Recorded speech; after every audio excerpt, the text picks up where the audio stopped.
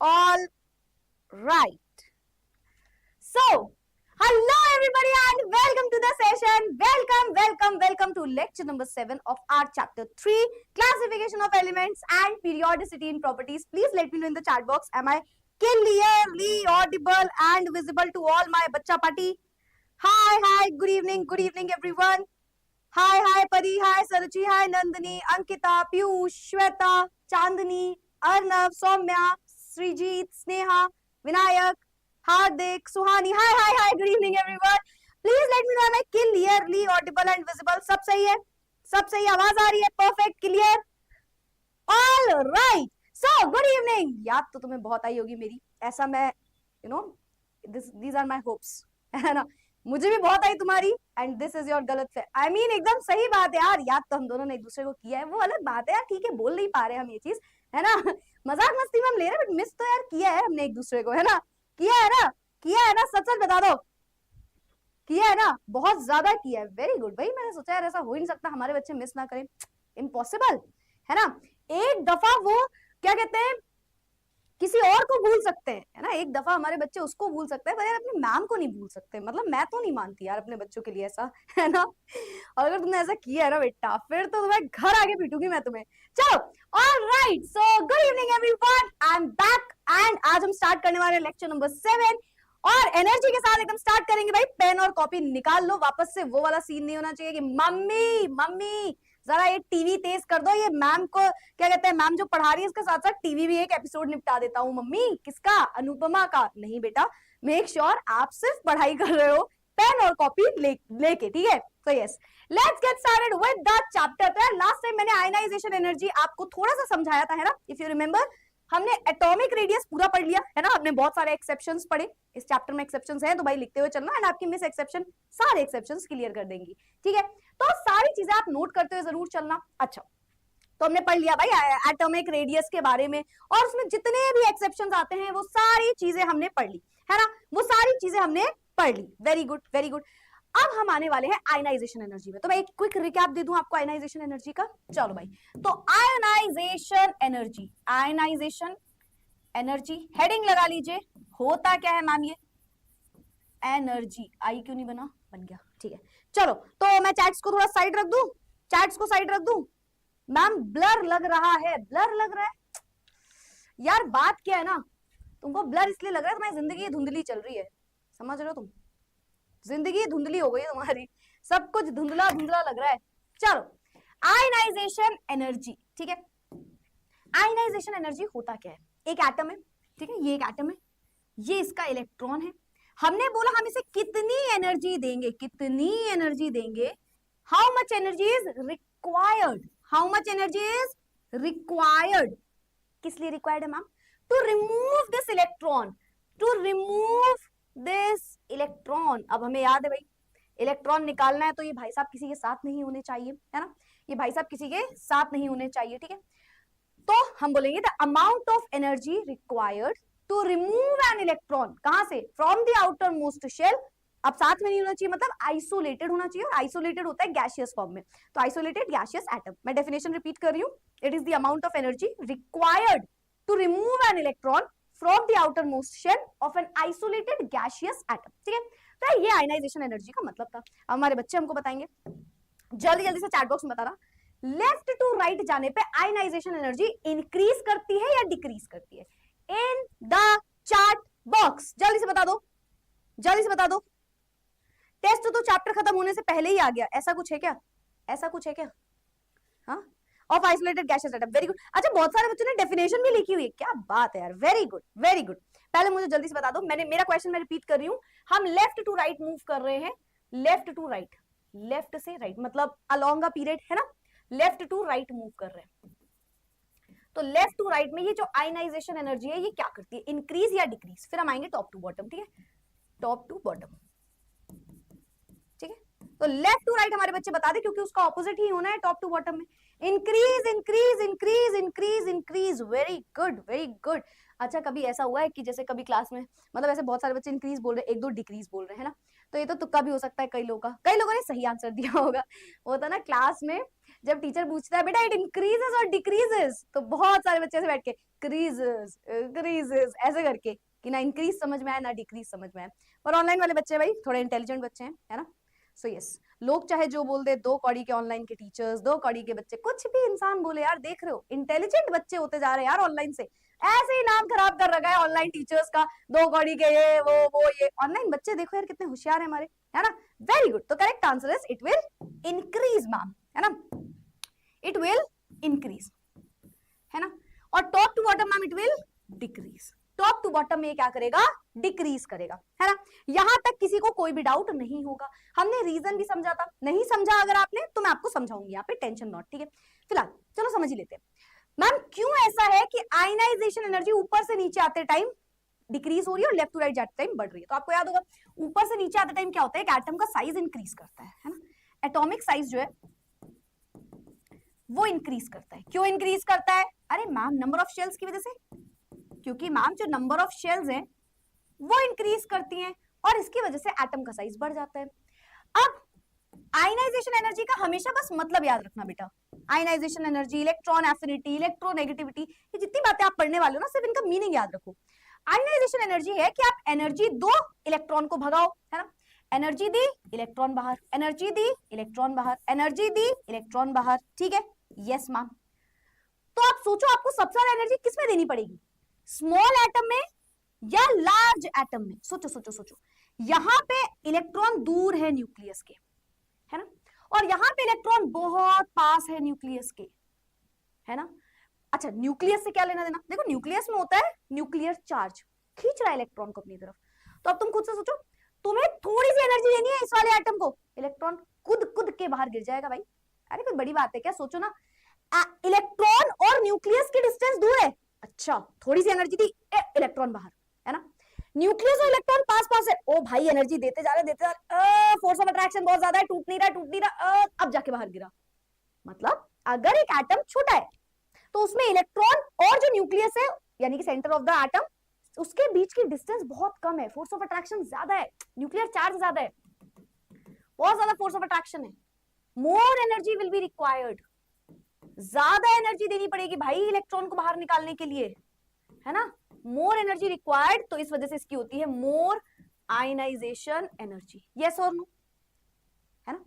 उनको देखो भाई साहब दूर दूर बैठे, इतनी सी आग लगाने की जरूरत है, यूं टूटेगा इनका रिश्ता। यार पर्सनल नहीं चाह रही हूँ, मतलब मैं समझा रही हूँ, ठीक है। इतनी सी तुमने एनर्जी दे दी, इतने दूर दूर बैठे हैं, लॉन्ग डिस्टेंस क्या चल पाएगा भाई, क्या चल, मैम हमारा तो शॉर्ट डिस्टेंस भी नहीं चल पाता है, आई नो बेटा, बट यहाँ पे भी हम बात कर रहे हैं कि अगर दूर दूर बैठे हैं, है ना, तुम अपने दुख दर्द मत लाओ अभी बीच में। तो भाई सेंटर है वो इलेक्ट्रॉन है, इतने दूर दूर बैठे, इतनी सी तुमने एनर्जी दी, टूट गया भाई इसका बॉन्ड, है ना।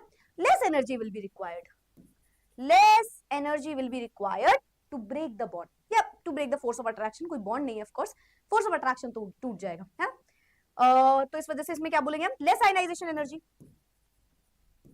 ठीक है। तो ये तो इसका रीजन था। लेफ्ट टू राइट का रीजन याद करो क्या था, लेफ्ट टू राइट तो भाई एटम का साइज जो है उसमें तो एटम का साइज जो है वो डिक्रीज करता है ना, यहां से लेफ्ट टू राइट जाएंगे ऐसे होगा, एटम का साइज जो है वो ऐसा होता जाएगा, है ना, इस तरीके से। तो एटम का साइज डिक्रीज कर रहा है, तो आयनाइजेशन एनर्जी क्यों बढ़ रही है, आप समझ गए ना, समझ गए ना।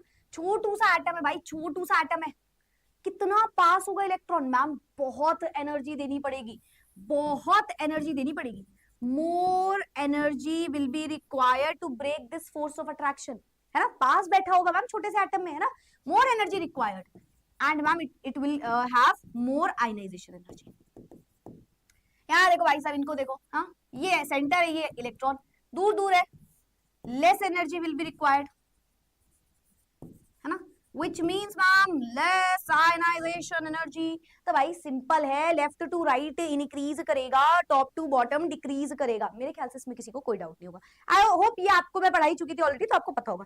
हमारे बच्चे एक चैट बॉक्स में आंसर दे दो यार, मजा आ जाए तुम्हारे आंसर से, है ना, मतलब आप जैसा आंसर मेरी जिंदगी में आए तो बात बन जाए।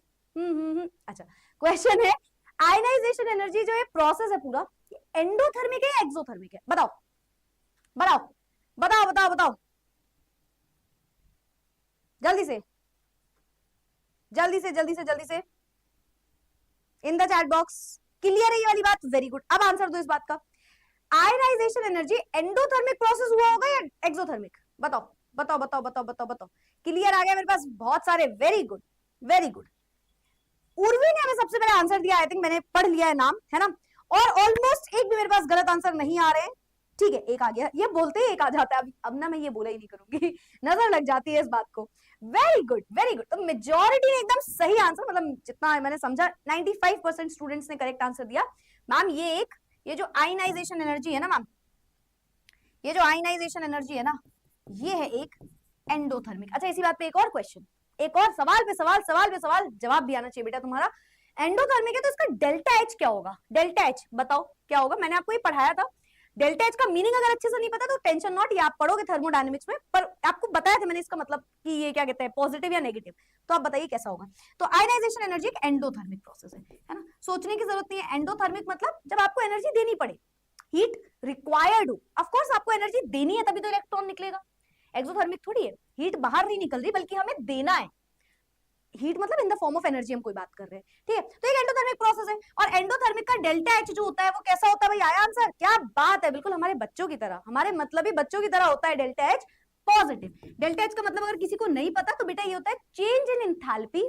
अगर अभी भी नहीं पता तो कोई बात नहीं, थर्मोडायनेमिक्स में मैं आपको समझाऊंगी, ठीक है। तो भाई ये एक ओवरव्यू था।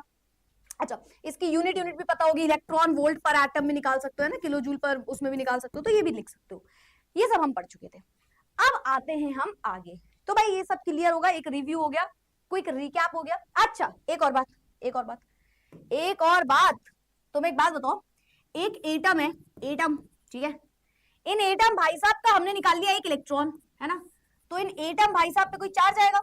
इलेक्ट्रॉन तुमने निकाल दिया, एनर्जी दी, इलेक्ट्रॉन निकाला, आयनाइजेशन एनर्जी, ठीक है ठीक है ठीक है ठीक है। मैम एक इलेक्ट्रॉन निकाला है ना, एक इलेक्ट्रॉन निकाला है मैम, आयनाइजेशन एनर्जी पहली दी है मतलब आपने। मैंने कहा ठीक है, चलो चलो बोल दो, तुम ऐसा बोल दो। अच्छा इलेक्ट्रॉन निकल गया मतलब इस पे कैसा चार्ज आ गया?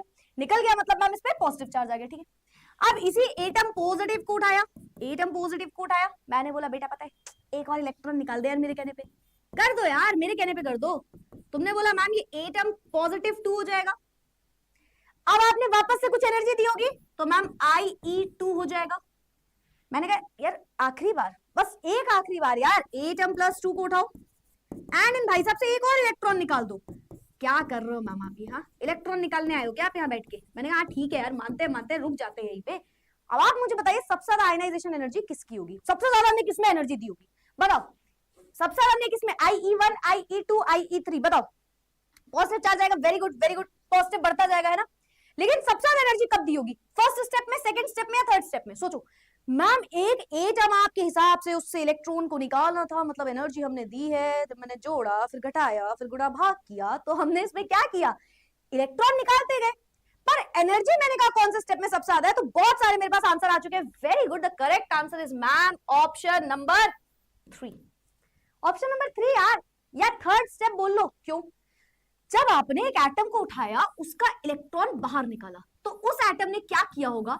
उस एटम ने बचे हुए इलेक्ट्रॉन को पकड़ लिया होगा ऐसे तेज से। ओ भाई एक इलेक्ट्रॉन जा चुका है, बाकियों को तेज से पकड़ते हैं, है ना। तो जब आपने एक इलेक्ट्रॉन हटा दिया, अब आपकी नजर गई दूसरे पे, तो ये बहुत तेज से फोर्स ऑफ अट्रैक्शन बढ़ गया है उसका, है ना। अब दूसरे इलेक्ट्रॉन को निकालने के लिए और एनर्जी देनी पड़ेगी। क्यों? क्योंकि देखो, अच्छा एक रीजन और बताया था, न्यूक्लियस में तो उतने ही प्रोटॉन है ना, प्रोटॉन थोड़ी कम हो रहे हैं, इलेक्ट्रॉन कम होते जा रहे हैं। तो जो न्यूक्लियस है, सेंटर है, वो तेज से घसीट रहा है इलेक्ट्रॉन को। अरे यार एक तो चला गया, बाकी को पकड़ के रखता हूं। तो आप जब दूसरा इलेक्ट्रॉन निकालने जाओगे, आपको ज्यादा एनर्जी देनी पड़ेगी, है ना। ये वाली बात है, तुम चोरी करने गए, अरे यार मतलब जिस हिसाब से बेटा तुम्हारी पढ़ाई चल रही है, तुम ये प्रोफेशन चूज मत करना प्लीज। तो मान लो कोई किसी का चोरी करने गया, ठीक है, तो भाई एक बार चोरी करने जाएगा तो दूसरी बार वो अलर्ट हो जाएंगे ना लोग, ही तो होगा। दूसरी बार थोड़ा हाई अलर्ट हो जाएगा, वो दूसरी बार भी चलो करके ले आया। अब तीसरी बार सोचो क्या होगा भाई, वो घर ही खाली करके चले जाएंगे या सिक्योरिटी बहुत हाई कर देंगे। यस और नो? यस। तो बस यही बात है कि पहली बार जब इलेक्ट्रॉन निकालना है, एनर्जी दी, दूसरी बार में ज्यादा एनर्जी देनी पड़ेगी, तीसरी बार में और ज्यादा एनर्जी देनी पड़ेगी, क्योंकि जैसे जैसे आप इलेक्ट्रॉन हटा रहे हो, न्यूक्लियस बचे हुए इलेक्ट्रॉन को तेज से घसीट रहा है अपनी तरफ, और ये इसका रीजन बन जाता है। तो हमें हमेशा याद रखना है कि third ionization energy is greater than second and it is greater than first, ठीक है। चलो भाई, तो ये एक इसका मीनिंग हो गया, ये हम समझ गए, ये हम समझ गए। आगे बढ़ते हैं, इसको ऊपर कर दूं मैं,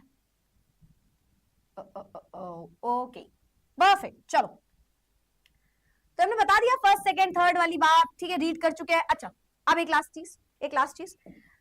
अब क्योंकि मैंने बोला आपसे, आप ही मुझे आंसर बताना, सबसे maximum ionization energy periodic table में किसकी होती है? इन द चैट बॉक्स, ठीक है, इन द चैट बॉक्स किसकी सबसे ज्यादा आयनाइजेशन एनर्जी होती है? मैम मैगी खा लो, खाएंगे बहुत जल्दी खाएंगे बेटा मैगी, है ना, बट बात क्या ना, मैगी क्लास के बीच में खाने का क्या सेंस है ना?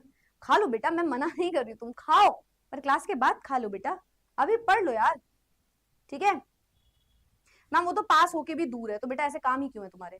चेंज करो ना अपने काम को, अपनी हरकतों को। Helium, very good very good. एक ने लिखा है हीलियम, एक ने लिखा है ही very good. Helium will be the right answer, है ना। मौज मस्ती नहीं रुकनी चाहिए क्लास में, मौज मस्ती फुल कर लो तुम बेटा। अगर नंबर कम आए तो फिर मौज मस्ती लाडले तुम्हारी बहुत गंदी तरीके से रोक दी जाएगी। तुम मौज मस्ती करो पर पढ़ाई पे ध्यान भी देना। तो बहुत सिंपल सी बात है मैम, लेफ्ट टू राइट आपने बोला अलोंग अ पीरियड, जब आपने बात करी तो आपने बोला आयनाइजेशन एनर्जी जो है वो क्या करती है मैम? वो करती है इंक्रीज, है ना। वहीं जब आप टॉप टू बॉटम की बात कर रहे हो, इन अ ग्रुप बात कर रहे हो, है ना, टॉप टू बॉटम, तो आपने बोला कि जो आयनाइजेशन एनर्जी है मैम ये डिक्रीज करती है ना। तो सोचो लेफ्ट टू राइट बढ़ रही है बढ़ रही है बढ़ रही है बढ़ रही है, फिर सबसे एकदम कॉर्नर राइट में आ जाओ, अब जब नीचे आओगे तो घटने लग जाएगी। मतलब जो कॉर्नर राइट में बैठा है उसकी सबसे ज्यादा ionization energy which is helium. तो मैक्सिमम आयनाइजेशन एनर्जी होती है हीलियम की, मैक्सिमम होती है हमारे हीलियम भाई साहब की, ठीक है। चलो वही लेफ्ट टू राइट सोचो, अब आप आगे बढ़ो आयनाइजेशन एनर्जी बढ़ रही है है ना। लेकिन जब आप सबसे कॉर्नर में तो सबसे कम है, और नीचे आते जाओ कम होती जा रही है, तो लेफ्ट से एकदम बॉटम कॉर्नर में जो बैठा है उसकी सबसे कम आयनाइजेशन एनर्जी है। तो मिनिमम आयनाइजेशन एनर्जी किसकी है? Minimum hydrogen. क्यों होगा बेटा? हाइड्रोजन कहां से आ गया? कॉर्नर में देखो ना, हीलियम आया ना, हाइड्रोजन कैसे आ गया, है ना, सीशियम, वेरी गुड। तो भाई मिनिमम होती है सीशियम की, मिनिमम होती है सीशियम की, ठीक है। तो ये हमारे 2 और पॉइंट्स हो गए, ठीक है, ये भी बता दिया, ठीक है। चलो आगे बढ़ते हैं। अच्छा यहां तक की बात क्लियर है? Very good very good very good. अब हम आते हैं factors on which ionization energy depends. आखिर कौन से फैक्टर्स है जिससे फर्क पड़ेगा आयनाइजेशन एनर्जी को? देखो आपको पढ़ चुके हो, बहुत आसान है, हर चीज आसान है क्योंकि तुमने शुरुआत से क्या अच्छे से पढ़ाई करी है इसलिए, ठीक है। तो सुनना ध्यान से, मैंने बोला कि यार एटम का साइज बढ़ेगा तो आयनाइजेशन एनर्जी, घटेगा तो आयनाइजेशन एनर्जी। मैम ज्यादा जरूरत नहीं है, और मैम एक्टिंग की भी जरूरत नहीं है, अभी अभी आपने हमको बताया और आप परसों नरसों से पढ़ाते हुए आ रहे हो ये बात कि आयनाइजेशन एनर्जी एटॉमिक साइज पे कैसे डिपेंड करता है ना।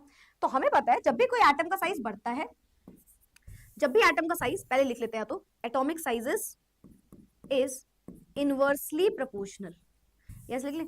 एटॉमिक साइज, अरे भाई एटॉमिक साइज जो है वो इनवर्सली प्रोपोर्शनल है मैम, इनवर्सली प्रोपोर्शनल है आयनाइजेशन एनर्जी के। एटॉमिक साइज थोड़ा सा साइड कर दे रही, रुको, इनवर्सली प्रोपोर्शनल है, इनवर्सली प्रोपोर्शनल है आयनाइजेशन एनर्जी के, है ना। मतलब अगर एक एटम का साइज बढ़ा, अगर एटॉमिक साइज या एटॉमिक रेडियस जिसको आप बोलते हो, अगर ये इंक्रीज किया तो आयनाइजेशन एनर्जी जो है, जो आयनाइजेशन एनर्जी है वो कम हो जाती है। ज्यादा बड़ा एटम थोड़ी सी एनर्जी में इलेक्ट्रॉन बाहर आ जाएगा, छोटू सा एटम ज्यादा एनर्जी देनी पड़ेगी तभी जाके इलेक्ट्रॉन बाहर आएगा, ठीक है। तो ये एक भाई हमारे पास रिलेशन हो गया। अब सोचो न्यूक्लियर चार्ज पे सोचो, ठीक है, सोचते एक एटम है, ज्यादा न्यूक्लियर चार्ज है, मतलब न्यूक्लियस तेज से ऐसे पकड़ा हुआ है, तेज से खींच रहा है ना। मैंने बोला एक एटम है, इलेक्ट्रॉन है, ये न्यूक्लियस है, ठीक है, ये न्यूक्लियस है, इसलिए मैंने बोला बहुत स्ट्रॉन्ग फोर्स ऑफ अट्रैक्शन है भाई, स्ट्रॉन्ग फोर्स ऑफ अट्रैक्शन है भाई, nucleus, between nucleus and electron. समझ रहे हो? समझ रहे हो? अरे तेज से मेरे पास आजा इलेक्ट्रॉन, न्यूक्लियस तेज से फोर्स ऑफ अट्रैक्शन लगा रहा है, मोर फोर्स ऑफ अट्रैक्शन। फिर मैंने बोला ये दूसरा एटम है, ये इलेक्ट्रॉन है, ये सेंटर है, मैंने बोला less force of attraction, less force of attraction, है ना, कंपैरेटिवली। वो बोला ठीक है पकड़ा तो हुआ है बट ज्यादा नहीं। तो तुम सोचो किस में ज्यादा एनर्जी दोगे? मैम कोई सोचने वाली बात ही नहीं है। ज्यादा फोर्स ऑफ अट्रैक्शन है मतलब ज्यादा तेजी से पकड़ा हुआ है, ma'am more energy will be required, है ना, more energy will be required. उन्होंने बोला भाई हमने धीरे से पकड़ा हुआ है, आ जाओ आ जाओ, कोई दिक्कत नहीं है, समझ रहे हो, तो आपको कम एनर्जी देनी पड़ेगी। यानी कि न्यूक्लियर चार्ज पे इस पूरे चीजों का रीजन क्या निकला, इसका मतलब निकला मैम न्यूक्लियर चार्ज पे डायरेक्टली प्रोपोर्शनल होने वाला है आयनाइजेशन एनर्जी। ठीक है, आयनाइजेशन एनर्जी। इसका एक और मतलब क्या लिखेंगे हम, आयनाइजेशन एनर्जी। तो मतलब ये है कुल मिला के कि मैम क्या था, न्यूक्लियर चार्ज या इफेक्टिव न्यूक्लियर चार्ज, एक ही बात है, इफेक्टिव न्यूक्लियर चार्ज है ना, अगर ये इंक्रीज होता है तो आयनाइजेशन एनर्जी को भी इंक्रीज होना पड़ता है, एंड वाइस वर्सा, डिक्रीज होगा तो डिक्रीज हो जाएगा, है ना। यहां तक की बात में किसी को कोई डाउट तो नहीं है ना, यहां तक की बात में किसी को कोई डाउट तो नहीं है, clear clear, directly proportional, very good, हमारे बच्चे खुद ही आंसर दे रहे हैं, वेरी गुड। क्योंकि यार देखो, मैं वापस से आपको बोल दूं, मौज मस्ती मजाक मजाक सब एक तरफ, जब भी पढ़ो हर चीज को ऐसे पढ़ो कि यार समझ में आए, ये नहीं कि नंबर आएंगे, ये नंबर तो अपने आप आएंगे ना, आपको अगर कॉन्सेप्ट समझ में आ रहा है स्क्रैच से, बिलीव में आपके बहुत अच्छे नंबर आएंगे, है ना, तो मतलब अच्छे समझते हुए चलना। अच्छा भाई, अब आते हैं इलेक्ट्रॉनिक कॉन्फ़िगरेशन, और तुम्हें एक बात बताएं, मजा आती है इन दोनों को सुनने में, है ना, ये तो आसान लगता है, पर सबसे ज्यादा एक्सेप्शन, सबसे ज्यादा क्वेश्चन जो आपको आते हैं वो यहां से आएंगे। अब क्यों क्यों क्यों क्यों क्यों क्यों ऐसा क्यों, why why why this Kolaveri Di, ऐसा इसलिए है इलेक्ट्रॉनिक कॉन्फ़िगरेशन क्योंकि आपको बेटा 12th में भी काम आएगा। अब जो इलेक्ट्रॉनिक कॉन्फ़िगरेशन, देखो पूरी दुनिया के फैक्टर्स एक तरफ, इलेक्ट्रॉनिक कॉन्फ़िगरेशन एक तरफ, है ना, समझ रहे हो। अभी मैं इसको बहुत अच्छे से समझाऊंगी आपको, टेंशन मत लो, पर पहले सुनना, जब भी किसी की इलेक्ट्रॉनिक कॉन्फ़िगरेशन स्टेबल हो जाती है, स्टेबल हो जाती है, उससे इलेक्ट्रॉन को लेना या उसको इलेक्ट्रॉन देना, दोनों ही काम मुश्किल हो जाते हैं, समझ रहे हो। आप अगर अपनी लाइफ में स्टेबल हो, इफ यू आर स्टेबल, कि यार मौज मस्ती की लाइफ चल रही है, मम्मी पापा खुश, पढ़ाई में हम अच्छे चल रहे हैं ना, रिजल्ट अच्छा आ रहा है, पैसा वैसा घर पे है, कोई दिक्कत वाली बात ही नहीं है, अगर आप अपनी लाइफ में स्टेबल हो तो आप जबरदस्ती की कोई भी कलेश नहीं करने वाले, ठीक है। मतलब आप जबरदस्ती का रिस्क क्यों लोगे, आप बोलोगे हम क्यों रिस्क ले, हम तो बैठे हुए मस्त मौज कर रहे हैं, है ना, तो ऐसी वाली कहानी है। अगर कोई लाइफ में स्टेबल है, और हमें पता है स्टेबल कौन है, अभी आएंगे हम उस पे, है ना, अगर कोई भी स्टेबल है तो वो ना ही तो इलेक्ट्रॉन लेना चाहता है ना ही तो देना चाहता है, वो क्यों करेगा ऐसा, वो क्यों करेगा ऐसा भाई, जो होता नहीं है। पर अगर एक इंसान को इतना पैसा मिल जाए कि उसकी सारी रिक्वायरमेंट्स पूरी हो जाए, ऐसा होता नहीं है, पर अगर ऐसा हो, सोचो एक इंसान को अगर उसके पास उतना ही पैसा आता है जितनी उसकी रिक्वायरमेंट्स है ना, मतलब ऐसा तो खैर हो नहीं सकता, रिक्वायरमेंट तो कोई लिमिटेशन नहीं होती है ना, बट स्टिल अगर हम इमेजिन करें कि लेट्स से मैं एक इंसान हूं, ऑब्वियसली इसको इमेजिन नहीं करना है, ये तो सच है ना, ये वाली बात इमेजिन नहीं करनी थी, आगे वाली इमेजिन करनी है। लेट्स से मेरे महीने का जो खर्च है वो 100 रुपए का है, मान लो, इमेजिन कर लो, ठीक है, एक्स अमाउंट है विच इज 100 मान लिया हमने, ठीक है, और मेरी जो अर्निंग है वो भी 100 है, और 100 से ज्यादा मुझे कोई जरूरत नहीं है, कोई ख्वाहिश नहीं है, कोई भी जरूरत नहीं है, ठीक है। तो यहाँ पे ना ही तो मैं किसी से उधार लूंगी, ना ही तो मैं किसी को उधार पैसा दूंगी, दोनों में से कुछ नहीं होगा, क्यों, क्योंकि I am stable in my life, बस यही कहानी है। अगर कोई भी एटम स्टेबिलिटी है उसके अंदर, स्टेबिलिटी का मतलब क्या होता है, स्टेबल इलेक्ट्रॉनिक कॉन्फ़िगरेशन, ठीक है, फुल्ली फिल्ड या हाफ फिल्ड अगर इलेक्ट्रॉनिक कॉन्फ़िगरेशन हो गई तो वो स्टेबल है अभी हमारे लिए, है ना।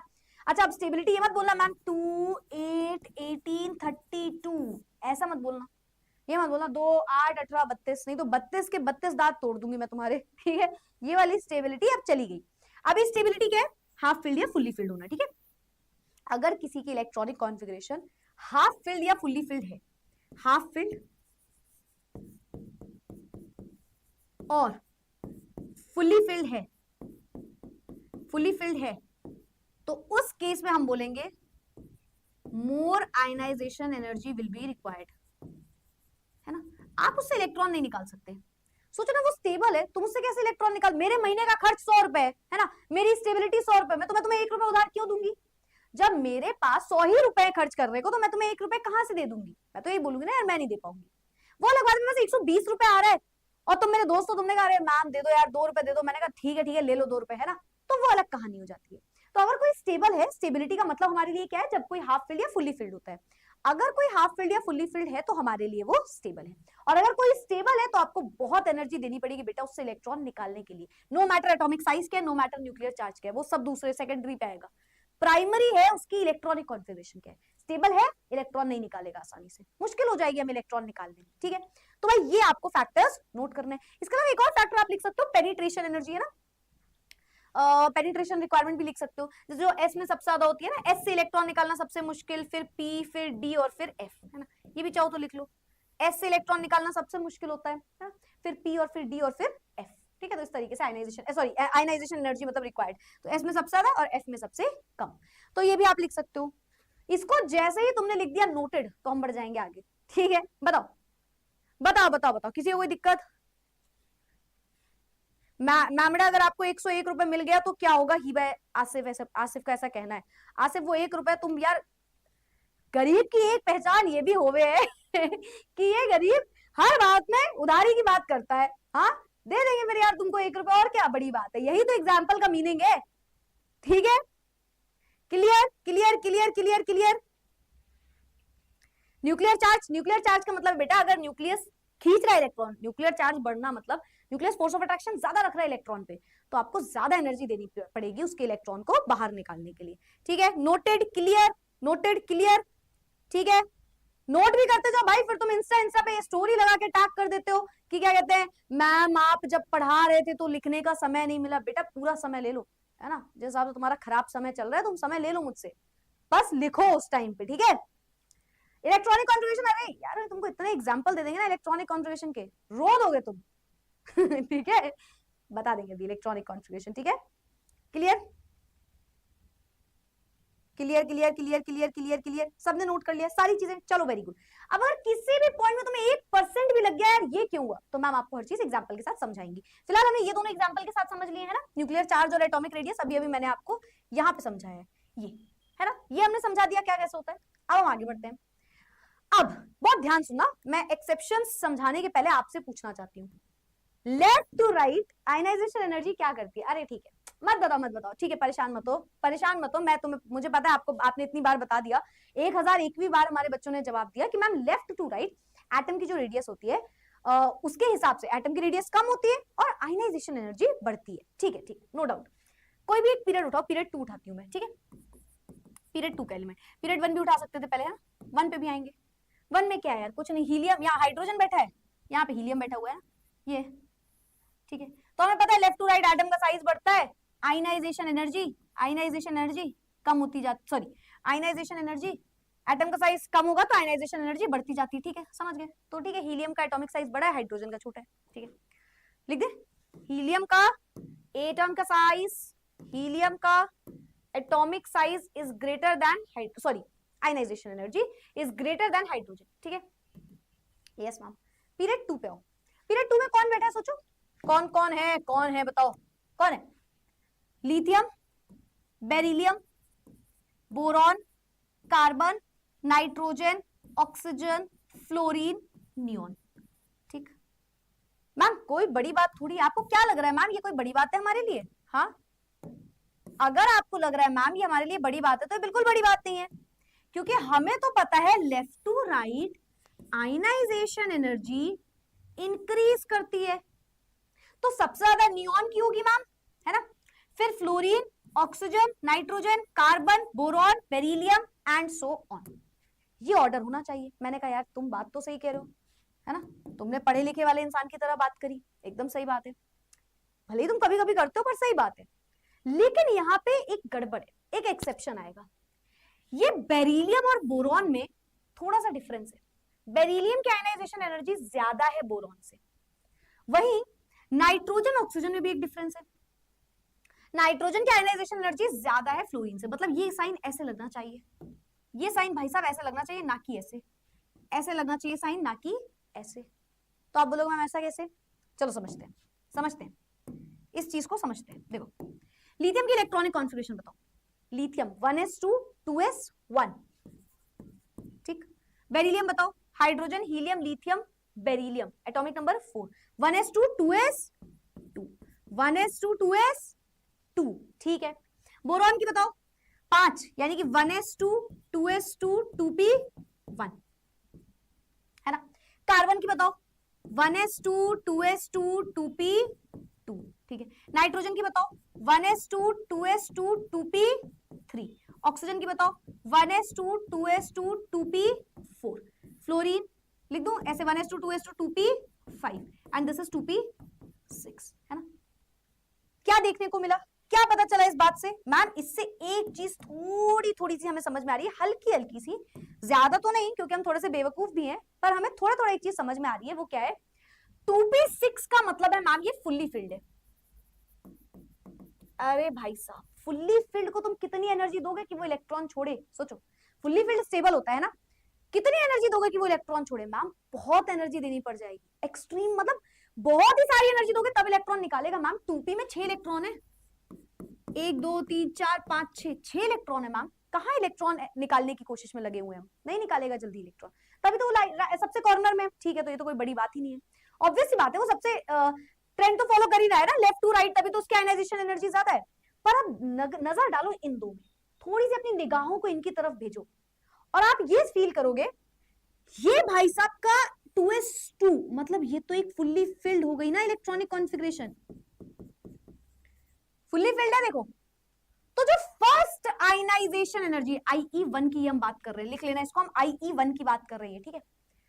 जो फर्स्ट आयनाइजेशन एनर्जी होगी मतलब पहला इलेक्ट्रॉन, सोचो आपको इससे इलेक्ट्रॉन निकालना है, आप बोलोगे भाई इलेक्ट्रॉन निकाल दो, 2s के पास जाओगे तुम, 2s में बैठे हैं 2 इलेक्ट्रॉन, तुम बोलोगे भाई इलेक्ट्रॉन निकाल दो, वो बोलेगा भाई खूब सारी एनर्जी दो, ऐसे नहीं निकाल पाऊंगा, मैं फुल्ली फिल्ड हूं, मैं स्टेबल हूं, मैं स्टेबल हूं, मैं इलेक्ट्रॉन जल्दी नहीं निकालूंगा। कौन सा इलेक्ट्रॉन? पहला इलेक्ट्रॉन केवल, दूसरे की बात अभी हम नहीं कर रहे, पहले इलेक्ट्रॉन की हम केवल बात कर रहे हैं। तो पहला इलेक्ट्रॉन इसको निकालने के लिए ज्यादा एनर्जी देनी पड़ेगी। और इसको देखो 2p1 ऐसे बैठा है, एक इलेक्ट्रॉन, बोलेगा ओ भाई हमें इलेक्ट्रॉन दे दो, बोलेगा ठीक है दे दूंगा electron, half filled fully filled कुछ है थोड़ी।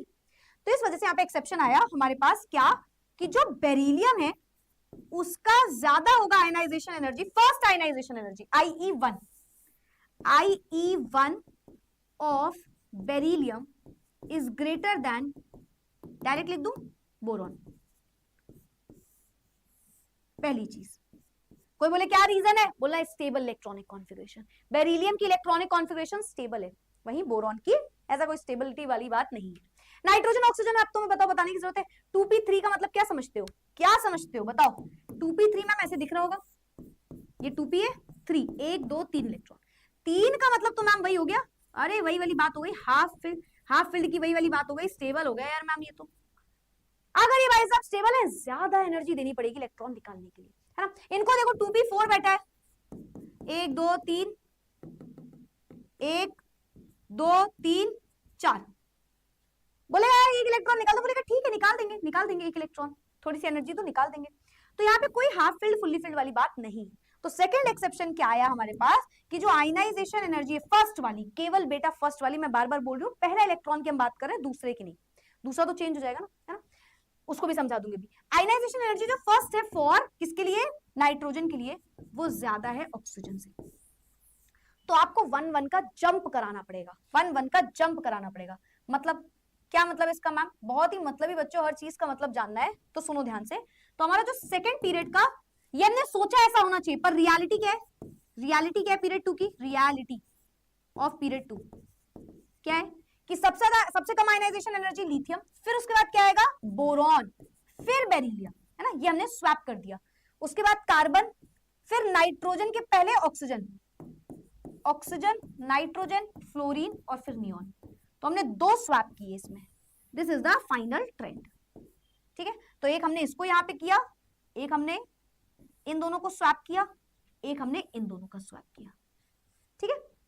बताओ किसी किसी क्लियर है पीरियड 2 की बात? और पीरियड 3 में आप मुझे आंसर देंगे, पीरियड 2 अगर आ गया तो पीरियड 3 आप आंसर देंगे। बताओ किसी किसी क्लियर है? बताओ क्लियर। एक्सेप्शन तो इजी है, क्यों miss exception is the reason, क्या यार तो हम लोग शर्मिंदा कर देते, शर्मा देती हूँ मैं छोटी छोटी बातों में ठीक है, क्लियर। एस ऑर्बिटल में ज्यादा एनर्जी, एफ में कम। एस छोटा सा एटम होता है बेटा, एस कैसा होता है, छोटू सा, वहीं एफ कॉम्प्लेक्स शेप होता है, 14 इलेक्ट्रॉन्स आ सकते हैं उसमें, तो दूर दूर बैठते हैं वो इलेक्ट्रॉन, तो आप उसलिए कम एनर्जी दोगे, इलेक्ट्रॉन बाहर निकल जाता है। वही एस छोटा सा है तो ज्यादा एनर्जी देनी पड़ती है, पेनिट्रेशन पावर इसका रीजन होता है ना। चलो बताओ, पूरी टेबल याद करनी पड़ेगी एग्जाम के लिए या फिर एक्सेप्शन याद है? पूरी टेबल मतलब देखो एलिमेंट्स आपको पता होने चाहिए, मैं आपको बार बार बोलती हूँ ना, पता होना चाहिए क्या एटॉमिक नंबर है किसका क्या। और जो आप पढ़ रहे हो एक्सेप्शंस, बेटा आपको रीजन समझना है। एक्सेप्शन तो बहुत, देखो हमेशा पढ़ने का एक तरीका समझो। ये सेकेंडरी है कि ये इसमें हो रहा है, ये बात सेकेंडरी है कि बेरिलियम का जो आयनाइजेशन एनर्जी वो ज्यादा है बोरॉन से, ये सेकेंडरी। प्राइमरी क्या है, क्योंकि बेरिलियम स्टेबल था। कभी भी आपको कोई भी क्वेश्चन दे दे और आपको लग ही नहीं रहा यार ये तो शायद पढ़ा है इसका एग्जांपल या नहीं, तो कोई दिक्कत नहीं है, रीजन देखो ना। अगर कोई और एलिमेंट भी दे दे उठा के और वो स्टेबल है तो आप यही तो रखोगे उसका आंसर। तो आप पढ़ने का तरीका समझो, हमेशा रीजन के बेसिस पे समझो। जब आपको रीजन पता होता है ये चीज क्यों हो रही है, तो क्वेश्चन आपको और घुमा भी देगा। तो आपको पूरी पीरियोडिक टेबल रटने की जरूरत नहीं है, क्योंकि आपने रीजन पढ़ लिया है ना। तो रीजन आपको पता होना चाहिए एट द एंड। चलो क्लियर है। अभी मैं एक और बार बताती हूँ, डोंट वरी डोंट वरी। कुछ बच्चों ने बोला रिपीट कर दो, करते हैं, ठीक है। ये लिखे या स्लाइड वाली बातें लिखे यार, आपके ऊपर है, आपके ऊपर है। देखो स्लाइड में ये लिखा है, मस्त लिख लो, पर ये आपको पता होना चाहिए। ये पूछने वाली बात नहीं है, जो लग रहा है कि यार ये मैम ने अच्छे समझा है, ये अगर हमको हमें याद रहेगा ना तो हम आंसर लिख पाएंगे, तो ये लिखो। जो आपको लगे, जैसा लगे वो लिखते रहो चुपचाप, ठीक है। चलो यहाँ तक लिख लिया होगा। अब बहुत सारे बच्चे हो गए होंगे कि अरे यार मैम एक बार और बता दो। मैं बताऊंगी एक बार और, पर मैं दूसरे पीरियड के लिए बताऊंगी। पीरियड 3 की बात करेंगे हम, ठीक है। पहले से नोट कर लो, ठीक है ठीक है ठीक है। इंस्टा में फॉलो बैक मिल जाता तो अच्छा होता, नहीं बेटा बुरा ही रहने दो। कितना अच्छा चल रहा है, बुरा सब अच्छा लग रहा है ना, बुरा सब अच्छा चल रहा है, बुरा ही रहने दो, ठीक है। बड़े यार इंस्टा में फॉलो बैक मिल जाता। क्लियर, चलो वेरी गुड। अब हम पीरियड 3 पे आते हैं। अब आते हैं पीरियड 3 पे, तो ध्यान से सुनो। पीरियड 3 के एलिमेंट्स में क्या होगा, क्या आते हैं पीरियड 3 में। सोडियम है ना, सोडियम के बाद क्या आता है 12, मैग्नीशियम, एल्यूमिनियम है ना। कितना हो गया 11 12 13, फिर 14 क्या है सिलिकॉन, फास्फोरस, फिर क्या है 16 is sulphur, 17 is chlorine, 18 is argon. ये हो गया पीरियड 3 के एलिमेंट्स है। पीरियड 3 के एलिमेंट्स ये हो गए। अब होना क्या चाहिए, real life versus real life. तो होना क्या चाहिए मैम, लेफ्ट टू राइट वही सेम कहानी। अरे मैम आयनाइजेशन एनर्जी बढ़ती है तो ये होना चाहिए, ठीक है। पर एक्सेप्शंस आएंगे। क्या एक्सेप्शन आएंगे, कुछ नहीं करना है मैम, इलेक्ट्रॉनिक कॉन्फ़िगरेशन लिखते हैं। सोडियम की बताइए, सोडियम क्या है 1s2 2s2 2p6, लिख दूं क्या पूरी 1s2 2s2 2p6 1s2 2s2 2p6 3s1।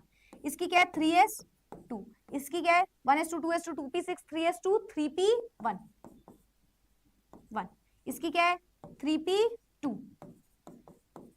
3p3 3p4 3p5 3p6 है ना। ये इनकी इलेक्ट्रॉनिक कॉन्फ़िगरेशन है। मैंने लास्ट वाली लिख दी, बाकी सारी सबशेल आपको फिल करना आता है। अब सोचो क्या दिख रहा है, सोचो सोचो कहां पे क्या दिख रहा है। मैम दिख गया, ये भाई साहब इनको देखिए मैम, ये है फुल्ली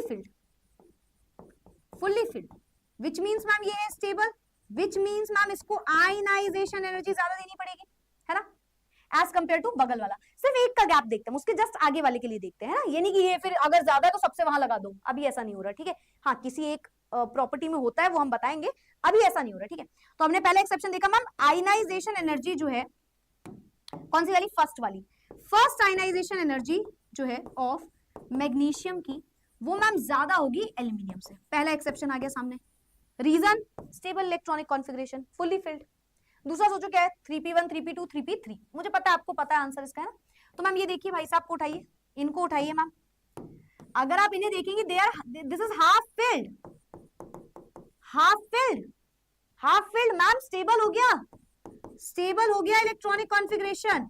मैम बहुत ज्यादा एनर्जी देनी पड़ेगी, ऐसे थोड़ी। More ionization will be required to remove the electron from the outermost shell of an isolated gaseous atom. तो क्या हो गया मैम, सिंपल है, जो मैग्नीशियम सॉरी क्या है फॉस्फोरस, फर्स्ट आयनाइजेशन एनर्जी जो फॉस्फोरस की है वो ज्यादा होगी देन सल्फर, ठीक है। बाकी थर्ड आर्गन आएगा जो कि फुल्ली फिल्ड है, तो वो वैसे भी सबसे लास्ट में बैठा है तो कुछ करने की जरूरत नहीं है। तो ये तो भाई रियल लाइफ थी, ये तो रियल लाइफ था पीरियड 3 का। रियल लाइफ क्या होगा पीरियड 3 का, पीरियड 3 का रियल लाइफ ट्रेंड क्या होगा, रियलिटी क्या होगी कि सबसे पहले आएगा सोडियम, फिर आएगा एल्यूमिनियम है ना, फिर आएगा मैग्नीशियम, एक का स्विच हुआ, फिर आएगा सिलिकॉन, फिर आएगा क्लोरीन सॉरी सिलिकॉन, फिर आएगा सल्फर, फिर फास्फोरस, क्लोरीन, आर्गन। हमने दो स्विच किए, हमने दो स्वैप किया, हमने इन दोनों को स्वैप किया पोजीशन को, है ना, और इसकी पोजीशन को स्वैप किया। Reason stable electronic configuration. In the chat box क्या हमारे बच्चों को ये वाले पॉइंट क्लियर हो गए? अब सारे पीरियड को उठा के देख लो, जहां पे तुम्हें स्टेबिलिटी दिख रही है उसको उठा के आगे रख दो। बताओ भाई, क्या हमारे बच्चों को लेफ्ट टू राइट क्लियर हुआ? देख लो यार क्या लिखा हुआ है, देख लो, पीपीटी ईपीटी पढ़ लो। बेरिलियम की बोरॉन से ज्यादा होती है, नाइट्रोजन की ऑक्सीजन से ज्यादा होती है। मैं देख लो, यही बताया यार, कुछ छूट नहीं बताया। बेरिलियम की बोरॉन से ज्यादा, नाइट्रोजन की ऑक्सीजन से ज्यादा, पढ़ लिया। बेरिलियम की बोरॉन से ज्यादा, नाइट्रोजन की ऑक्सीजन से ज्यादा, ठीक है। फिर देखो क्या लिखा है, मैग्नीशियम की एल्यूमिनियम से ज्यादा, फास्फोरस की सल्फर से ज्यादा।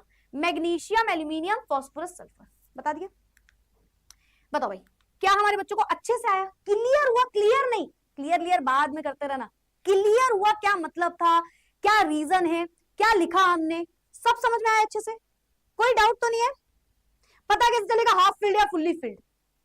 बेटा ये बोलते हैं, ये बोलते हैं, तुम जब ऐसे बैठोगे ना एग्जाम में, वैसे कहोगे बोरॉन और बेरिलियम, तो बोरॉन उठ के आएगा तुमसे बोलने, बोरॉन खुद से आएगा, ऐसे थोड़ी पता, ऐसे कैसे पता चल जाएगा भाई? वो बोरॉन आएगा, वो बोलेगा हाय मैं बोरॉन हूँ, मेरी आयनाइजेशन एनर्जी कम है बेरिलियम से, समझते हो? ए आलू, क्या तुमने ये बात समझी? तुम पत्ता गोभी के साथ क्यों थे कल, है ना? तो ये बोलते हैं। कैसे क्वेश्चन पूछते हो यार? इलेक्ट्रॉनिक कॉन्फ़िगरेशन देखोगे ना, हाफ फिल्ड, फुल्ली फिल्ड, ऐसे देख के ही तो बताओगे इलेक्ट्रॉनिक कॉन्फ़िगरेशन। 5 सेशन से इलेक्ट्रॉनिक कॉन्फ़िगरेशन पढ़ाया हुआ है, कुछ भी बातें पूछा करते हो, मजाक किया करते हो क्या मेरे साथ? ठीक है, क्लियर क्लियर क्लियर क्लियर। तो ये ट्रेंड होना चाहिए मैम, तो लिख तो दिया ट्रेंड, यही तो ट्रेंड है, ठीक है। अब ट्रेंड की वजह से एटॉमिक नंबर बेटा थोड़ी चेंज कर देंगे, तो that will be the reason.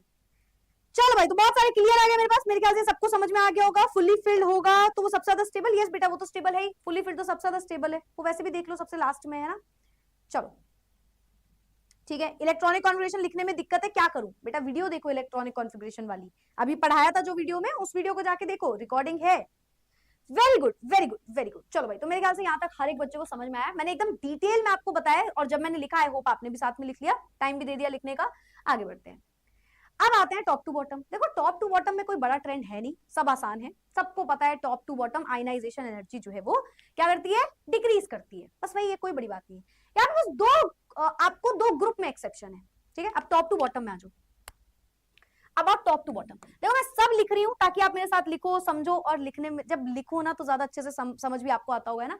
Reading reading हम कर लेंगे, पहले जो मैं लिख रही हूँ उसे बहुत ध्यान सुनो, और मैं तो हमेशा बोलती हूँ जो मैं लिख रही हूँ उसको देखो, जो लिखा हुआ है पीपीटी में वो आपको लिखना है, और जो मैं लिख रही हूँ वो आपको जरूर जरूर लिखना है, ठीक है। जो भी मैं लिखूंगी यहाँ पे, चाहे मैं एक वर्ड लिखूं एक क्लास में, वो एक वर्ड तुम्हें लिख के जाना है, because it is very important.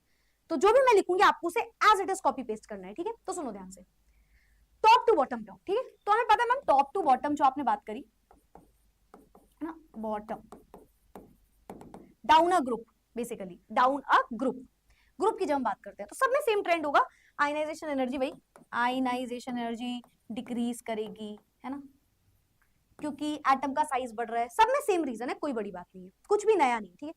बस यहाँ पे दो ग्रुप उठाना, उनमें थोड़े से चेंजेस कर देना, ठीक है। सबसे पहले बोरॉन वाला ग्रुप उठाओ, बोरॉन फैमिली, ठीक है, बोरॉन फैमिली वाला ग्रुप। बोरॉन कौन से ग्रुप में आता है, कोई बताएगा? ग्रुप कौन सा होता है बोरॉन का, बताओ जल्दी से बताओ, ग्रुप कौन सा होता है बोरॉन का? तो सबको पता होगा, ग्रुप नंबर 13, ठीक है। तो क्या है group number 13? Boron, aluminium, gallium, बाबा अली गए इंडिया, इंडियम तेल लेने, थैलियम, याद है? बाबा अली गए इंडिया तेल लेने, ठीक है। तो boron, aluminium, gallium, indium, thallium, ठीक है। तो होना क्या चाहिए? होना क्या चाहिए ma'am? Top to bottom decrease होना चाहिए,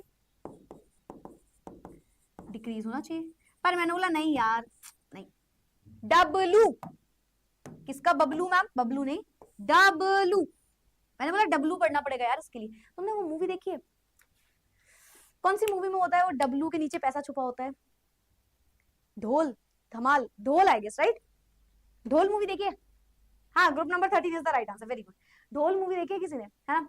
तो ढोल मूवी में होता है ना, आखिरी में वो कहता है, जिसमें वो होता है, वो कहता है कि क्या आपको एरोप्लेन, आपको सामने गियर दिखाई दे रहा है एरोप्लेन में? कहता है हाँ हाँ हाँ हाँ, ऐसे, हाँ हाँ मैंने आगे कर दिया, कहता है नहीं करना था, फिर वो वैसे पीछे करता है, कर दिया है तो पीछे मत करिएगा दोबारा। फिर वो कहता है क्या आपको 3 नंबर दिख रहा है प्लेन में, 3 नंबर दबाता है, फिर वो कहता है नहीं दबाना था, फिर वो हटाता है, दबा दिया तो नहीं हटाना था, है ना। ठीक है, धमाल है, धमाल है। अच्छा ओके, ढोलिया, गोलमाल कहाँ है यार, कुछ भी गोलमाल थोड़ी है वो, गोलमाल में डब्लू थोड़ी होता है। एक तो यार तुम लोग को एकदम मूवी वूवी की नॉलेज नहीं है क्या? हाँ सुनो, ये मत कहना आपको भी नहीं है तभी तो आप भूल गई, प्लीज गाइस। ठीक है, चल तो ये डब्लू क्या है, डब्लू क्या है, बस ऐसा थोड़ा सा डब्लू याद करो। खैर एकदम एग्जैक्ट डब्लू तो नहीं होता, ऐसे करके होता है, ऐसे करके होता है, ऐसे करके, ऐसे करके होता है। ठीक है, बट फिलहाल हमें डब्लू याद रखना है थोड़ा सा। ठीक है, और इसका मतलब समझते हैं। देखो रियल लाइफ क्या है, रियल लाइफ होता है ना, real life versus real life. सोचोगे क्या कि ऊपर से नीचे आते टाइम मैम आयनाइजेशन एनर्जी जो है वो डिक्रीज करती है, मतलब सबसे ज्यादा बोरॉन क्यों नहीं चाहिए, फिर एल्यूमिनियम, फिर गैलियम, फिर इंडियम और फिर थैलियम, है ना। पर मैंने बोला नहीं, ये एक डब्लू बन जाता है, ये एक डब्लू बन जाता है कुछ इस तरीके से। ये देखो कुछ इस तरीके से एक डब्लू बनेगा, क्या बनेगा, एक डब्लू बनेगा। तो ऐसे लिखो डब्लू, ठीक है, इस तरीके से एक डब्लू, ऐसे ऐसे करके। ठीक है, तो एक डब्लू बनने से क्या लेना देना मैम, इस डब्लू में एलिमेंट बैठे हैं, यहाँ पे बोरॉन, एल्यूमिनियम, फिर क्या है गैलियम, फिर क्या है इंडियम और फिर क्या है थैलियम।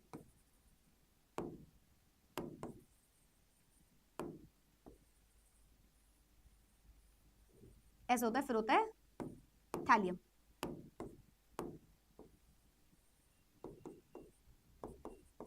ठीक, इस डब्लू से लेना देना क्या है, बस यही डब्लू है, पूरी पूरी कहानी। इसको बोलो 1 2 3 4 5। ठीक, तो इस डब्लू ग्राफ से आपको याद रखना है कि सबसे ज्यादा किसका है, बोरॉन का। ठीक है, सही लिखा था, सही लिखा था हमने यहाँ पे बोरॉन। उसके बाद सेकंड नंबर पे आता है गैलियम, गैलियम सेकंड नंबर पे क्या आएगा, गैलियम। थर्ड नंबर पे आता है एल्यूमिनियम, फिर आता है थैलियम और फिर आता है इंडियम। ठीक है, ये होता है इसकी इलेक्ट्रॉनिक कॉन्फ़िगरेशन। ठीक है, ठीक है, ठीक है, ठीक है। बोरॉन, सबसे ज्यादा बोरॉन की, फिर उसके बाद गैलियम, फिर एल्यूमिनियम, फिर थैलियम और फिर इंडियम। ठीक है, एक मिनट एक मिनट एक मिनट, उल्टा लिख दिया क्या मैंने, उल्टा लिख दिया क्या, अरे एक सेकंड, हाँ अच्छा लिखा तो है, नहीं लिखा है, लिखा है, लिखा है, रुको रुको रुको रुको रुको रुको रुको, उल्टा मत लिखना। सबसे ज्यादा ये, फिर थैलियम है ना, थैलियम है सबसे ज्यादा, बोरॉन, फिर थैलियम, फिर गैलियम, फिर एल्यूमिनियम और फिर इंडियम, इस तरीके से ये आएंगे। ठीक है, तो ध्यान से देखो, आपको ये वाला डब्लू बनाना है। इस डब्लू को नोट करो पहले तो। आप सुनो, इस डब्लू को नोट करते टाइम मैं इसको ऐसे बोल देती हूँ, मैं बोलती हूँ यार ऐसे तो याद होता नहीं है, ये एक छोटा सा एक्सेप्शन है, मैं एक्सेप्शन समझाऊंगी क्यों है। ठीक है, तो पहले तो हम ये बोलेंगे कि यार 1 5 3 2 4 ये नंबर अगर हो पाए याद कर लो, अगर हो पाए, वरना तो आप ऐसे याद करो डब्लू, है ना, वरना डब्लू में भी कई लोग कंफ्यूज होते हैं। तो 1 5 3 2 4 याद रखो, ये एक है boron, aluminium, gallium, indium, thallium, है ना, बाबा लीगा इंडिया तेल लेने। ठीक, तो मैंने बोला इसको 1 बोल दो, इसको 2 बोल दो, 3 4 5। तो सबसे ज्यादा जिसकी आयनाइजेशन एनर्जी है वो तो 1 है, तो 1 को लिख दिया पहले, बोरॉन 1। फिर सेकंड नंबर पे आते, देखो सबसे ऊपर ये, फिर सेकंड नंबर पे देखो कौन आ रहा है, थैलियम। तो 1 के बाद 5 थैलियम, थैलियम 1 के बाद 5। फिर देखो क्या आ रहा है, गैलियम, तो गैलियम। फिर देखो क्या आ रहा है, एल्यूमिनियम 2। फिर क्या आ रहा है लास्ट में, लास्ट में आ रहा है 4, इंडियम। 1 5 3 2 4, अगर हो पाए नंबर याद रखो, 1 5 3 2 4, क्योंकि आपको इसका जो भी क्वेश्चन पूछेंगे वो बस ऐसे ही पूछेंगे, डब्लू फॉर्म में पूछेंगे, है ना। रीजन मैं आपको समझाने जा रही हूँ, हो सकता है कई लोगों को रीजन अच्छे से ना समझ आए। ऐसा कैसे हो सकता है मैम, क्योंकि आपकी क्लास 12th में भी इंक्लूडेड है। ठीक है, कि आपके 12th में भी है, और थोड़ा सा मतलब इतना डिटेल में आपके में है ही नहीं। ठीक है, बट फिर भी मैं आपको बता दूंगी, लेकिन आपको ये लिख लेना है, क्योंकि क्वेश्चन जो आएगा इस अगर कॉन्सेप्ट से आया तो वो यहीं से आएगा, अगर इससे क्वेश्चन आया तो वो यहीं से आएगा जो मैंने आपको लिखवाया है। ठीक है, चलो ये लिख लिया, ये लिख लिया, ठीक है ठीक है ठीक है ठीक है ठीक है ठीक है ठीक है। डब्लू लिखना है, डब्लू का सही इस्तेमाल यही है, हाँ डब्लू का सही इस्तेमाल बस यही है। ठीक है, डब्लू का सबसे सही इस्तेमाल बस यही है। ठीक है, तो ये में, अच्छा एक सेकंड मैंने साइन उल्टा लिख दिया क्या, साइन वाइन सही कर लो यार, साइन वाइन सही कर लो ना। बोरॉन, फिर उसके बाद आएगा थैलियम, फिर उसके बाद आएगा गैलियम, फिर एल्यूमिनियम और फिर इंडियम। हाँ सॉरी उल्टा साइन लगा दिया था, इस तरीके से लिख लेना। ठीक है, अब मैं इसको रिपीट करूं, अब सुनना ध्यान से। तो एक छोटा सा डिफरेंस आया कि मैम ने बोला 1 5 3 2 4, ये याद रखो। 1 पे आता है बोरॉन, फिर आता है सॉरी सबसे ज्यादा आयनाइजेशन एनर्जी बोरॉन की, उसके बाद 5 नंबर थैलियम, है ना, 1 2 3 4 5, ठीक है। तो 1 5 3, 1 5 और फिर उसके बाद 3 यानी कि गैलियम, फिर उसके बाद 2 और फिर उसके बाद 4 थैलियम, ठीक है। अच्छा, कोई पूछता है क्या रीजन है, क्यों हुआ, कैसे हुआ, तो आप चाहो तो बता भी सकते हो। देखो, जब आप बात करते हो थैलियम और इंडियम की, आपको पता है थैलियम कब आता है? सोचो थैलियम कब आता है। अगर आपने पीरियोडिक टेबल खोल के बैठे हो तो आपको पता होगा लैंथेनॉइड वाले के बाद आ रहा है। लैंथेनॉइड्स बैठे थे, उसके बाद वो सीरीज आती है ना, हॉफनियम वगैरह वाली सीरीज, तो थैलियम जो है वो वहीं पे कहीं पे आ रहा है। थैलियम अगर आप देखोगे पीरियोडिक टेबल में तो लैंथेनॉइड के बाद आ रहा है। लैंथेनॉइड कॉन्ट्रैक्शन हुआ होगा भाई साहब, लैंथेनॉइड कॉन्ट्रैक्शन हुआ होगा इसमें, लिख लो।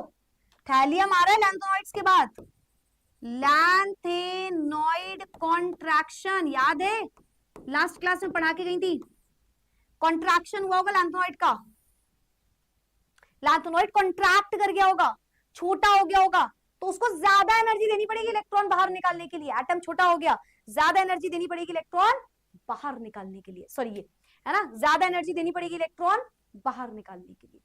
तो लैंथेनॉइड कॉन्ट्रैक्शन इसका रीजन होता है, ठीक है। एक रीजन होता है लैंथेनॉइड कॉन्ट्रैक्शन। बताओ किसे किसे क्लियर है? नोट किया? नोट किया? यस और नो एक बार चैट बॉक्स में जल्दी से बता दो, क्या हमारे बच्चों को ये चीज क्लियर है अच्छे से? क्या हमारे बच्चों को ये चीज अच्छे से क्लियर है? क्या हमारे बच्चों को ये चीज अच्छे से क्लियर है?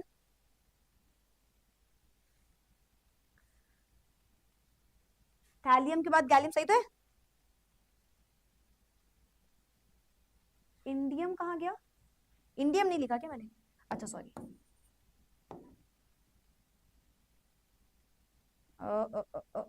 इंडियम, हाँ ठीक है, क्लियर, नोट किया, very good very good very good.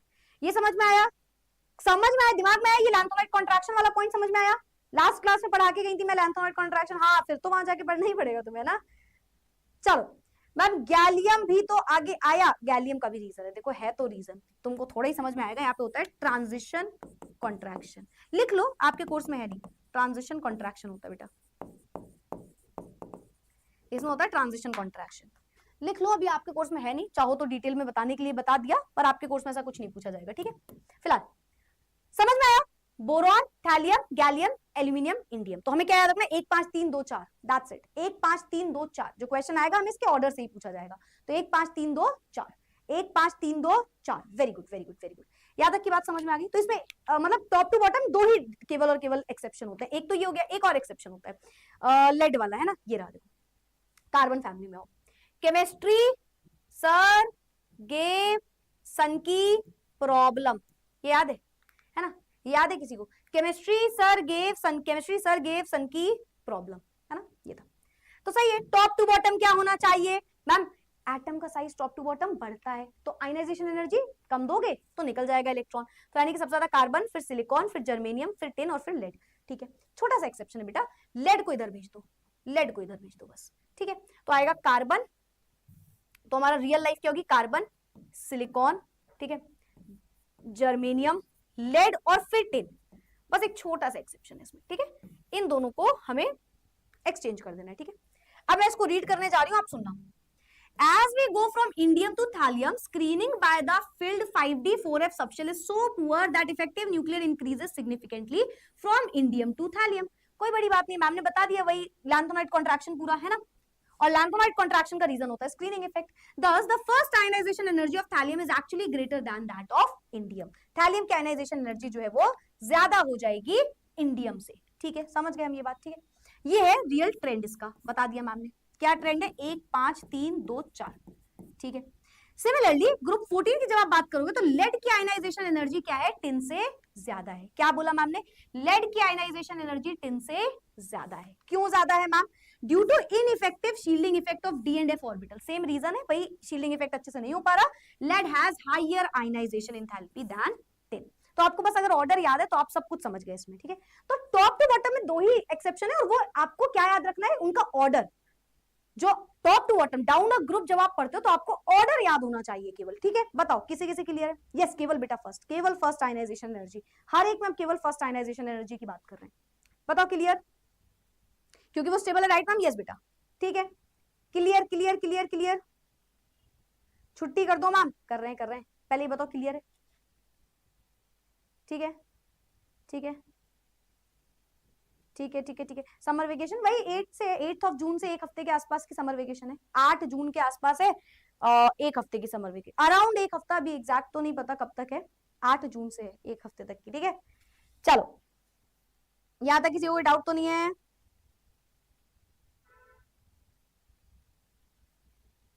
ठीक है, clear clear clear clear clear, very good very good very good, ठीक है भाई। कोई कह रहा है मैम जेई की प्रिपरेशन कर रहा हूँ, काम आएगा ये? अरे यार ऑब्वियस सी बात है, और कहाँ काम आएगा, ये केमिस्ट्री और कहाँ काम आएगी? हाँ बिल्कुल काम आएगा। मैं आपको बहुत डिटेल में बता रही हूँ, पूरा कॉम्पिटेटिव, अगर आप कभी बैठने वाले कॉम्पिटेटिव एग्जाम में, बिलीव मी मैं आपको खोल के पिलवा दूंगी ये पूरी केमिस्ट्री, ठीक है। चलो, यहाँ तक की बात हो गई। अच्छा, मेरे मन में एक सवाल है तो मैं सोच रही हूँ आपसे पूछ लूं, है ना, एक सवाल है, मैं सोच रही हूँ आपसे पूछ लूं, फिर हम इलेक्ट्रॉन एफिनिटी में कहो तो पूछ लूं, बोलो। एक सवाल है मेरे मन में, मैं तुमसे पूछ लूं, कहो तो मैं तुमसे पूछ लूं। बहुत फेमस क्वेश्चन है, बहुत फेमस क्वेश्चन है, ठीक है। चलो पूछ लूं, ठीक है ठीक है, फिर छुट्टी कर देंगे ना। तो तुम मुझे बताना, आप मुझे बताइए कि मैंगनीज है और क्रोमियम है, किसकी फर्स्ट आयनाइजेशन एनर्जी ज्यादा होगी और क्यों? क्वेश्चन समझे? मैं करके भी दिखा रही हूँ, यस मैं करती जा रही हूँ, तुम आंसर देते रहना। मैंने बोला मैंगनीज है और क्रोमियम है, किसकी फर्स्ट आयनाइजेशन एनर्जी ज्यादा है और क्यों? ठीक है, बहुत सारे बच्चे आंसर दे रहे हैं, मैं तब तक आपको पूछती हूँ, फर्स्ट आयनाइजेशन एनर्जी किसकी, किसकी first ionization energy will be more? ठीक, क्या करना पड़ेगा? Electronic configuration. मैंगनीज क्या होता है? एटॉमिक नंबर 25, सख्ती वी करो, मन मन मन 25 एटॉमिक नंबर, है ना। क्रोमियम में सख्ती वी करो करो, क्रोमियम 24, है ना। Electronic configuration, argon 4s2 3d5, chromium is argon 4s1, exception था क्रोमियम, याद है, 3d4 3d5 सॉरी। वो बोल रहे हैं फर्स्ट आयनाइजेशन एनर्जी किसकी ज्यादा होगी। फर्स्ट आयनाइजेशन एनर्जी का मतलब समझे मैम? एक इलेक्ट्रॉन निकालना है, जब आप इससे एक इलेक्ट्रॉन निकालने जाओगे, बोलोगे ओ भाई मैं तुमको एनर्जी दूंगा और तुम मुझे इलेक्ट्रॉन दो। अब आपको याद होगा इलेक्ट्रॉन 4s से ही पहले निकलेगा और जाएगा भी पहले उसी में, ना। तो 4s1 से इलेक्ट्रॉन निकलेगा, 4s1 ऐसा दिख रहा होगा, एक इलेक्ट्रॉन बैठा होगा ना, और यहाँ पे 4s ऐसा दिख रहा होगा, 2 इलेक्ट्रॉन, और यहाँ है 4s1, है ना। तो फर्स्ट आयनाइजेशन एनर्जी सोचो किसकी ज्यादा है? हमारे बच्चों ने आंसर दिया मेरे ख्याल से। अच्छा, कुछ लोग मैंगनीज बोल रहे हैं, कुछ लोग क्रोमियम बोल रहे हैं, मतलब 50-50% मुझे आंसर दिख रहा है ना, 50-50% आंसर दिख रहा है, 50-50% आंसर दिख रहा है, ठीक है ठीक है ठीक है ठीक है। तो करेक्ट आंसर क्या होगा? करेक्ट आंसर क्या होगा? सोचो, दिमाग लगाओ, थोड़ा सा दिमाग लगाओ। जो बच्चे मैंगनीज लिख रहे हो वो सोचो ना, आप क्यों लिख रहे हो मैंगनीज, आंसर सोचो, आंसर सोचो। ये फुल्ली फिल्ड है, फुल्ली फिल्ड है, क्या है? फुल्ली फिल्ड है। क्रोमियम भाई साहब यहाँ पे फुल्ली फिल्ड है, 4s, है ना। तो उससे बोल रहे हैं एक इलेक्ट्रॉन निकाल दो, तो वो 4s1 बन जाएगा, और इससे तुम एक इलेक्ट्रॉन निकाल दो तो ये 4s0 बन जाएगा, है ना, है ना। यस और नो? Yes ma'am. तो आपको जब एक इलेक्ट्रॉन निकालना है तो आपको किससे एक इलेक्ट्रॉन निकालना आसान होगा? सोचो, किससे एक इलेक्ट्रॉन निकालना आसान होगा? इससे एक इलेक्ट्रॉन निकाल दोगे, ये सीधा 0 बन गया, उससे निकालोगे तो वो फुल्ली फिल्ड नहीं रहा, ठीक है। यस मैम, अभी हम आएंगे क्या आंसर है, ठीक है। तो अगर मैं इस कंडीशन में देखूं, तो अगर मैं यहाँ पे देखूं तो ये बन जाएगा 4s0 3d5, और ये क्या बनेगा? ये बनेगा 4s1 3d5, ये बनेगा 4s1 3d5, ठीक है ना। यस मैम, अभी हम इसको रोकते हैं। अब मैं बोलूं सेकंड आयनाइजेशन एनर्जी किसकी ज्यादा है, तो फर्स्ट के आंसर के पहले हम सेकंड भी देख लेते हैं एक बार। अगर मैंने बोला सेकंड आयनाइजेशन एनर्जी, IE2 की बात करो, IE2, तो मतलब एक और इलेक्ट्रॉन निकालना, मतलब इससे एक और इलेक्ट्रॉन मैम निकालने की बात कर रही है, तो ये बन जाएगा मैम 4s0 3d5, और ये बन जाएगा 4s0 तो पहले से ही था, है ना, 3d से निकलेगा एक इलेक्ट्रॉन 3d4। अब आप मुझे बताइए सेकंड आयनाइजेशन एनर्जी किसकी ज्यादा है in the chat box, second ionization energy किसकी ज्यादा है इन द चैट बॉक्स। जल्दी से बता दो।